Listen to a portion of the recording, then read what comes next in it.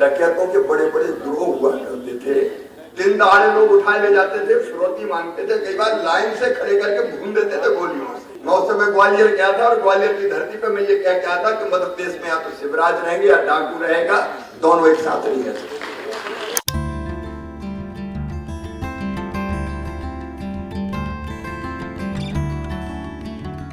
शिवराज सिंह चौहान मध्य प्रदेश की राजनीति का वो चेहरा जिनके बगैर मध्य प्रदेश की राजनीति अधूरी लगती है।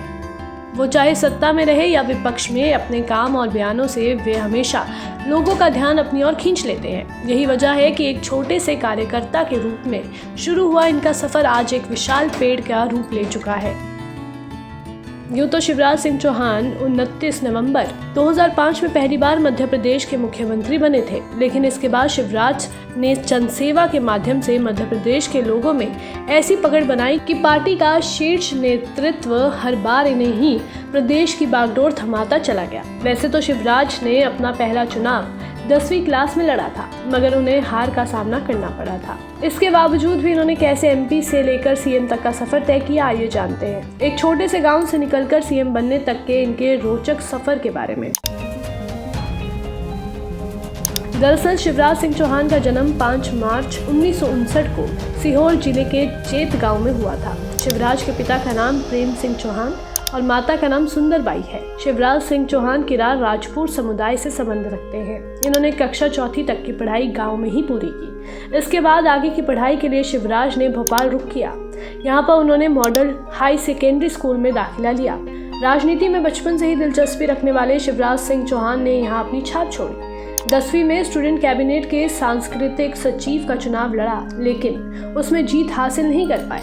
1 साल बाद उन्होंने 11वीं क्लास में अध्यक्ष पद का चुनाव लड़ा और इसमें जीत हासिल की। उच्चतर शिक्षा के लिए शिवराज ने भोपाल के बरकतुल्ला विश्वविद्यालय में प्रवेश किया और दर्शन शास्त्र में राष्ट्रांत तक की पढ़ाई की। शिवराज बरकतुल्ला विश्वविद्यालय के गोल्ड मेडलिस्ट भी रह चुके हैं। इसी दौरान शिवराज सिंह चौहान साल 1975 में छात्र संघ के अध्यक्ष चुने गए। हालांकि शिवराज की राजनीति में कदम रखने से उनके परिवार वाले बिल्कुल खुश नहीं थे।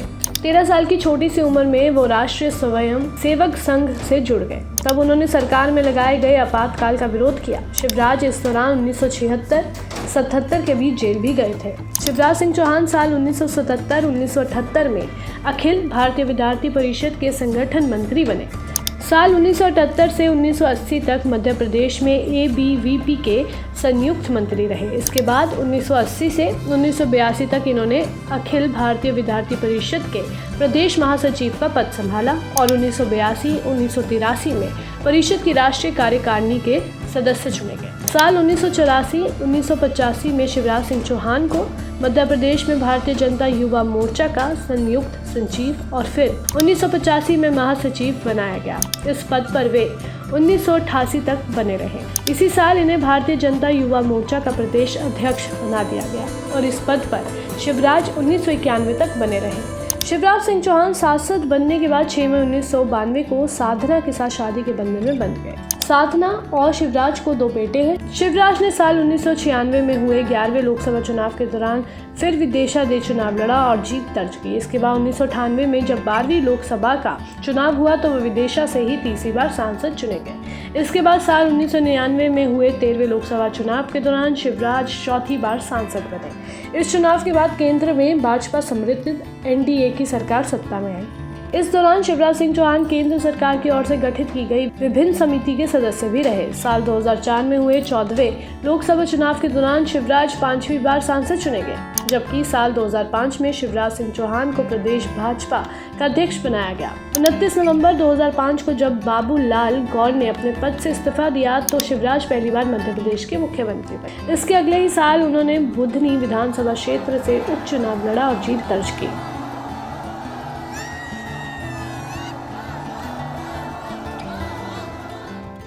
अन्य राजनेताओं की तरह मुख्यमंत्री बनने के बाद शिवराज सिंह चौहान के दामन पर भी दाग लगे। इन पर सबसे पहला आरोप डंपर खरीद का लगा। आरोप था कि उनकी पत्नी साधना सिंह के नाम पर कथित तौर पर 4 डंपर खरीदे गए थे, जो फाइनेंस कराकर सीमेंट कंपनी में लगाए गए हैं। हालांकि इस मामले में शिवराज सिंह को कोर्ट से क्लीन चिट मिल गई थी। इसके बाद व्यापम ऐसा घोटाला जिसमें आज की तरह तरह की बातें बनती रहती हैं। दूसरी तरफ शिवराज पर खनिज माफिया को कथित तौर पर संरक्षण देने का आरोप भी लग चुका है। लेकिन इन सबके इतर मध्य प्रदेश की राजनीति के मामा कहे जाने वाले शिवराज सिंह चौहान सफलतापूर्वक अपने राजनीतिक सफर का लगातार आगे बढ़ाते जा रहे हैं।